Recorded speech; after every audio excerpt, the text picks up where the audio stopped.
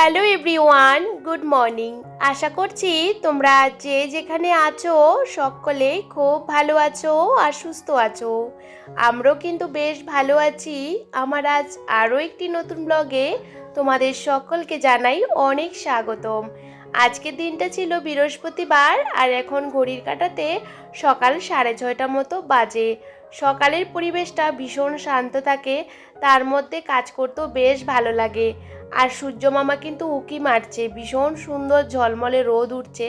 আর সকালে এরকম ঝিকিমিকি একটু রোদ দেখলে বেশ ভালো লাগে। তবে জানো তো বন্ধুরা, বৃহস্পতিবারে আমাদের প্রচুর কাজকর্ম থাকে, সেহেতু সকালবেলা উঠে যাওয়ার চেষ্টা করি, কারণ আমাদের ঠাকুর ঘরে 1 থেকে 1.5 ঘন্টা সময় কিন্তু লেগে যায়। আর বৃহস্পতিবারে কিন্তু আমাদের নানা রকমের কাজকর্ম কিন্তু থাকে, সেগুলো তো করতেই হবে।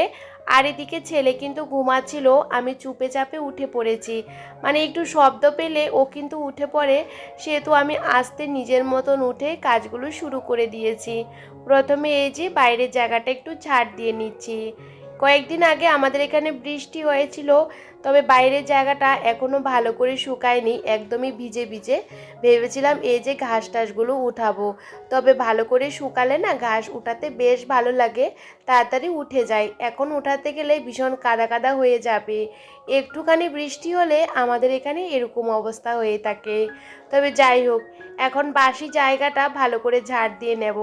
তারপরে তো ছেলেকে ফ্রেশ করাতে হবে, ওকে কিন্তু টিফিন খাওয়াতে হবে, অনেক কাজকর্ম থাকে সকালে। জানো তো বন্ধুরা, বাসি কাজগুলো যদি সেরে নিতে পারি তাহলে বেশ ভালো লাগে, না হলে অনেকটা তাড়াহুড়ো লেগে যায়। যাই হোক, সকাল সকাল বাসি ঘরটা ঝাড় দিয়ে নিয়েছি, তারপরে চলে এসেছি বাইরের জায়গাটা ঝাড় দিতে। আর জানো তো, 1-2 দিন বৃষ্টিতে মানে 4-5টা ঘাস হয়ে গেছে, এখন ঘাসগুলো অনেকটা বড় হয়ে গেছে। আমি কিন্তু 2 দিন পর পর আমার বাড়ির চারপাশটা ভালো করে পরিষ্কার রাখার চেষ্টা করি। রোজ দিন তো আর সম্ভব হয় না এই জায়গাগুলো পরিষ্কার করার, প্রচুর ঘাস হয়ে যায়, দেখতেও ভালো লাগে না। আর দেখো, আমার বাড়ির সামনে অনেক কচুর শাক আছে, যেখানে অনেক লতিও বেরোয়। তো ভাবলাম আজকে একটু কচুর শাক রান্না করব। বৃষ্টি হওয়াতে কচুর শাকগুলো ভীষণ পরিমাণে সবুজ হয়ে আছে আর ভীষণ সতেজ, দেখতেও বেশ ভালো লাগছে।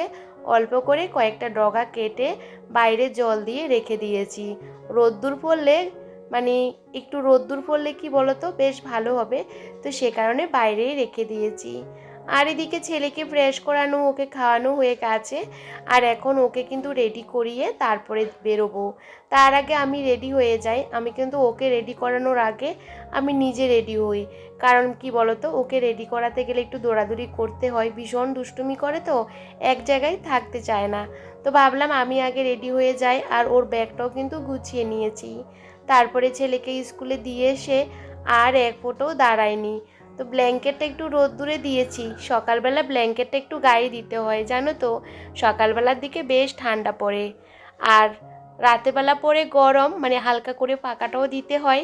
আর ভোরবেলা ভীষণ ঠান্ডা পড়ে, সেহেতু ব্ল্যাঙ্কেটটা এখনও তুলিনি, ওই যে মাঝে মধ্যে ভোরবেলা গায়ে দিই সে কারণে। আর আজকে ভাবলাম বিছানা চাদরটাও চেঞ্জ করব, সে কারণে বিছানা চাদরটাও ভিজিয়ে রেখেছি আর ঘরটা এখন গুছিয়ে নেব। তবে জানো তো, সকাল সকাল চেষ্টা করি কাজকর্মগুলো তাড়াতাড়ি সেরে নিতে। ছেলেকে স্কুলে ঢুকিয়ে বাড়ি আস্তে আস্তে আমার 8:30 মতো বেজে গেছে, আমার আধা ঘন্টার সময় লেগে যায়। তারপরে আবার আনতে যাব না, একটা টাইমের মধ্যে আমাকে কাজগুলোও করতে হয়। বৃহস্পতিবারে আমাদের প্রচুর কাজকর্ম থাকে।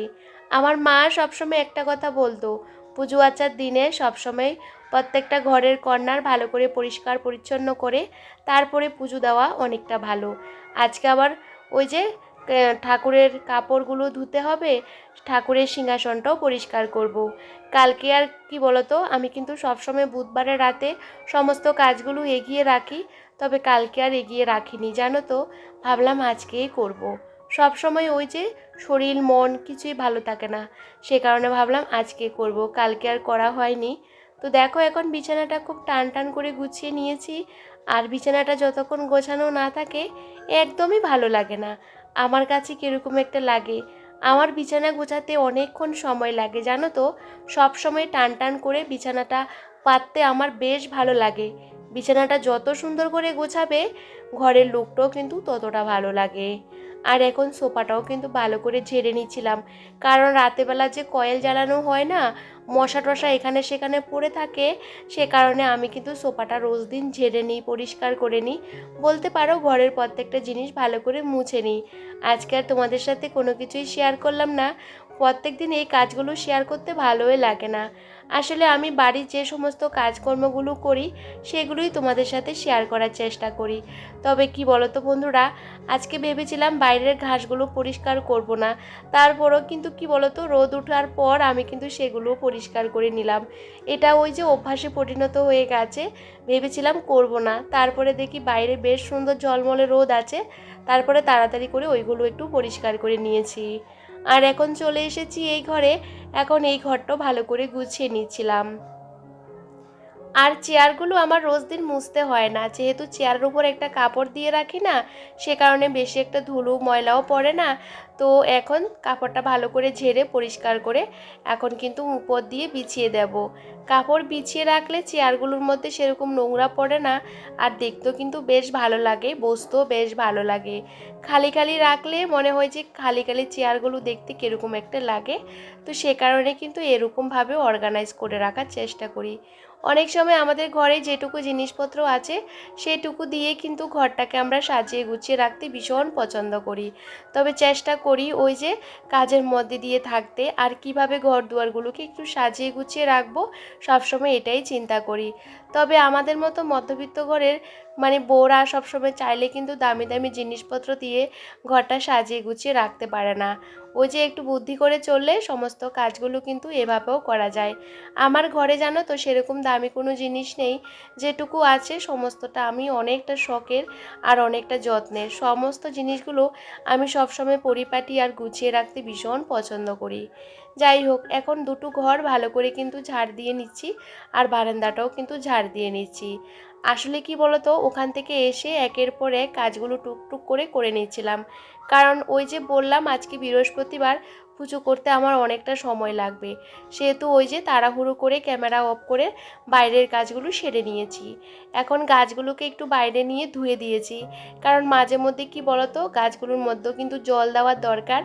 আর আমি যে টবগুলো রেখেছিলাম না, সেখানে ছোট ছোট প্লেট দেওয়া আছে, সেগুলো একটু একটু ফেটে গেছে, ঘরের ভিতরে জল দিলে সেগুলো ঘরের মধ্যে পড়ে যায়। সে কারণে আমি কি বলতো বাইরে নিয়ে ভালো করে ধুয়ে পরিষ্কার করে নিই, তাতে গাছগুলো ভীষণ সতেজ থাকে, আর ধুলোবালু পড়লে সেগুলো ধুয়ে দিলে সুন্দর করে কিন্তু পরিষ্কার হয়ে যায়। আসলে ঘরের মধ্যে আমরা অনেক কিছু রাখি, তবে একটু পরিষ্কার করে রাখলে তাদেরও বেশ ভালো লাগে। গাছপালা যদি এরকম ধুলোবালু হয়ে থাকে, গাছপালারও কিন্তু নিঃশ্বাস নিতে অনেকটা কষ্ট হয়। তবে যতটুক পারি সমস্ত দিকটা খেয়াল রেখে কাজগুলো করার চেষ্টা করি। এই যে টুকটুক করে আমি কিন্তু ঘর দুয়ার মুছে পাকাটাও ছেড়ে দিয়েছি, আর এদিকে দুটো ঘর, বারান্দা, রান্নাঘর সমস্ত আমার টিপটাপ আর গোছানো। সকালবেলা সমস্ত জামা কাপড় তো ভিজিয়ে রেখেছি, ভাবলাম একবারে চানের সময় সমস্ত জামা কাপড়গুলোকে ধুয়ে দেব। এই যে অনেকটা জামা কাপড় কাচা ধোয়া করলাম, আর সেগুলো এখন এই যে এক এক করে ছড়িয়ে দেব। আর জানো তো বন্ধুরা, এখন বাজে প্রায় 9টা মতন। 9টার মধ্যে আমার কিন্তু অনেকটা কাজ এগিয়ে গেছে। আরও আগে সমস্ত কাজকর্ম হয়ে যেত, ওই যে বললাম ছেলেকে দিয়ে আসতে গেলাম, সে কারণে একটুখানি দেরি হয়ে গেছে। যাই হোক, এদিকে চলো, সমস্ত জামা কাপড়গুলোকে ছড়ানো হয়ে গেছে, এখন ঠাকুরের বাসনগুলো মাজবো, সাথে এই যে ঠাকুরের জামা কাপড়গুলো কিন্তু ধুয়ে দিয়েছি। ঠাকুরের জামা কাপড় সবসময় বারান্দার এই সাইডের মধ্যে আমি কিন্তু মেলি। সবসময় ঠাকুরের জামা কাপড় মেলার জন্য একটা জায়গা রাখার দরকার, যেখানে আমাদের সুবিধা হয়। তো আমি সবসময় এখানেই কিন্তু শুকাত দিই জামা কাপড়। আর ভীষণ পাতলা তো, সে কারণে কি বলতো, শুকাতেও বেশিক্ষণ সময় লাগে না। আর এখন বৃষ্টি হওয়াতে গাছেও কিন্তু বেশ সুন্দর ফুল ফুটে। আর জানো তো, এই ফুলগুলো অনেক দিন পর অনেক ফুল ফুটেছে। তবে আজকে কিন্তু ফুল কিনে নিয়ে আসিনি, অন্য সময় ফুল বেলপাতা সমস্ত কিছু কিনে নিয়ে আসি, তবে আজকে কিন্তু আমার বাড়ির থেকে সমস্ত ফুল বেলপাতা আমের পল্লব সমস্তটা বাড়ির। আসলে কি বলতো, ছেলেকে যখন দিতে গেছি ওখান থেকে বেলপাতা নিয়ে এসেছি। আর আমার বাড়িতে কিন্তু আম গাছ আছে, তো মোটামুটি সমস্ত কিছু বাড়ি থেকেই নিলাম। তো যাই হোক, এখন ঠাকুরের সিংহাসনটা ভালো করে মুছে নিয়েছি, এখন সুন্দর করে মনটা শান্ত রেখে পুজোটা করব। লক্ষ্মী কিন্তু সবসময় কিন্তু শান্ত, তাই যে কোনো পুজো করার সময় বিশেষ করে এই যে লক্ষ্মীবারে যে আমরা পুজো করে ভীষণ তাড়াহুড়ো করে কিন্তু কোনো কাজ করা যায় না। আমি মনে করি একটা পুজো করতে গেলে মনটা আগে শান্ত রাখতে হয়। শান্ত রেখে যেটুকু পারবো যেভাবে পারবো পুজোটা করারও চেষ্টা করি। আমি পুজো দেওয়ার সময় কখনো তাড়াহুড়ো করি না।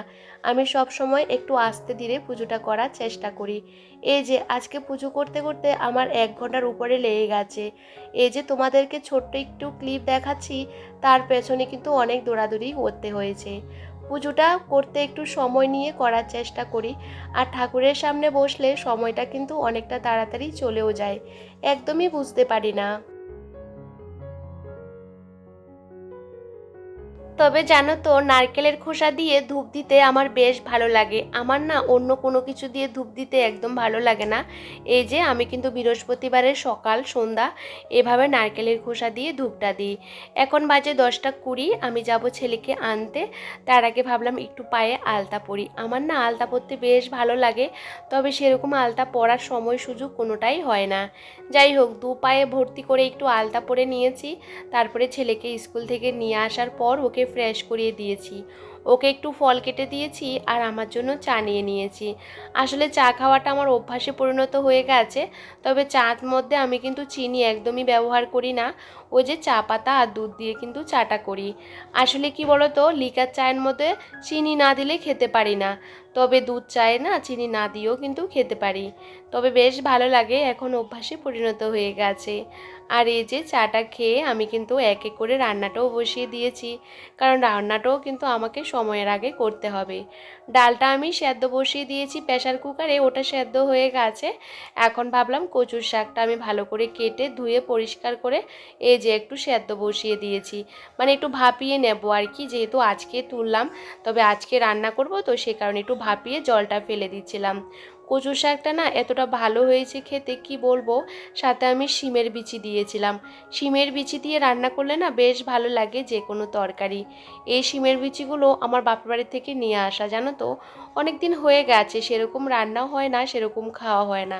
তবে কচুর শাকের সাথে দিলে না বেশ ভালো লাগে। আমি অনেকটা পরিমাণে কিন্তু দিয়েছি, কচুর শাকটা অল্পও হয়ে গেছে। যাই হোক, রান্নাবান্নার সময় ছেলে কিন্তু অনেক বিরক্তি করে।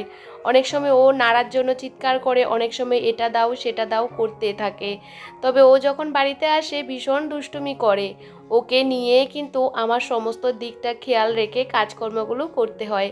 একটা বাচ্চা থাকলে আমাদের কাজের পরিমাণটা অনেকটা বেশি হয়ে যায়, কারণ ওকে দেখবো না, রান্নাবান্না করব না সংসারে কাজকর্ম করব।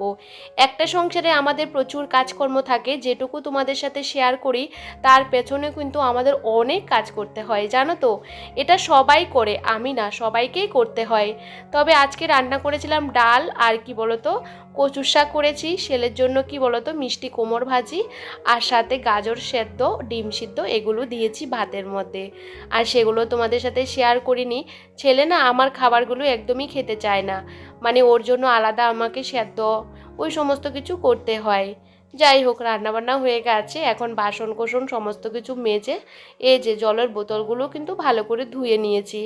আসলে 2 দিন ছাড়া ছাড়া জলের বোতলগুলো পরিষ্কার না করলে না ভালো লাগে না। আর এখন এই যে জলের বোতলগুলো খালি ছিল, আসলে এতদিন না গরম জলটাই খাওয়া হচ্ছে।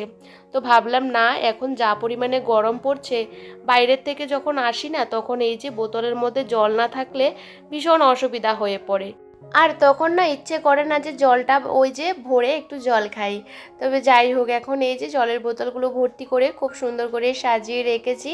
আর এদিকে এই যে রান্নাঘরটা কিন্তু আমার আগে মোছা হয়ে গেছে। এখন জল ভরিয়েছি তো এখানে একটু জল পড়েছে, সেটাও ভালো করে মুছে নিচ্ছিলাম। যাই হোক, কাজকর্ম কিন্তু আমাদের একদমই শেষ হতে চায় না। একটা বাড়ির বউ সকাল থেকে ঘুমানোর আগে পর্যন্ত অনেক কাজকর্ম থাকে, সেগুলো কিন্তু একার সংসার হলে সবটা কিন্তু নিজেকেই করতে হয়, জানো তো। তো অনেক সময় প্রত্যেকটা দিনের একঘেয়েমি কাজগুলো করতে করতে না ভালো লাগে না। মনে হয় যদি কেউ যদি এই কাজগুলো করে দিত, রান্নাবান্না করে যদি দিত বেশ ভালো হতো। প্রত্যেকটা দিন নিজের হাতে রান্না করে খেতেও না ভালো লাগে না। যাই হোক, এখন ছেলেকে খাইয়ে দাইয়ে আমিও খাওয়া দাওয়া করেছি। তারপরে এই মুহূর্তে বেশ খানিকটা সময় কিন্তু চলে গেছে। এখন বিকেল বাজে ওই যে 6টা মতন আর কি। তো ভাবলাম চলো ছেলের জন্য চিকেন পকোড়া করে দিই, কারণ ও চিকেন পকোড়া খেতে বেশ ভালোবাসে। আমি চিকেন নিয়ে আসলে ওর জন্য আলাদা করে কয়েক টুকরো রেখে দিই। আর দেখো এখন ওকে একটু ভেজে দিচ্ছি। তো ভাবলাম চলো, আমি কিন্তু দুপুরবেলা এটাকে মেরিনেশন করে রেখে দিয়েছি, কারণ আবার ওই যে ধরতে ভালো লাগে না আর কি।